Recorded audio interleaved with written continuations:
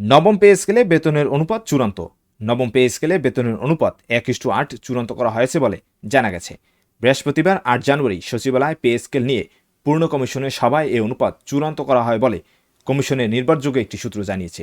Pay কমিশনের সভাপতি জাকির আহমেদ খানের সভাপতিত্বে অনুষ্ঠিত পূর্ণ কমিশনের সভায় ডক্টর মোহাম্মদ আলী খান, এনডিসি মোহাম্মদ ফজলুল করিম, মোহাম্মদ মোসলেম উদ্দিন, সদস্য সচিব মোহাম্মদ ফরহাদ সিদ্দিক ছাড়াও খণ্ডকালীন সদস্যরা উপস্থিত ছিলেন।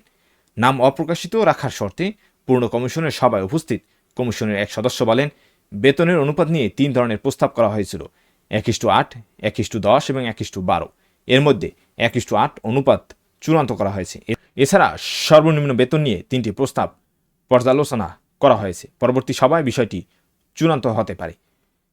3টি প্রস্তাব হলো: প্রথম প্রস্তাব 21,000 টাকা বেতন স্কেল ধরা হয়, দ্বিতীয় প্রস্তাবে 17,000 টাকা এবং সর্বশেষ প্রস্তাবে 16,000 টাকা বেতন দরে প্রস্তাব করা হয়েছে। পরবর্তী সভায় প্রস্তাবটি চূড়ান্ত করা হবে। ধন্যবাদ ভিডিওটির জন্য। পরবর্তী যে কোনো আপডেটের জন্য অবশ্যই আমাদের ইউটিউব চ্যানেলটি আপনারা সাবস্ক্রাইব করে রাখবেন।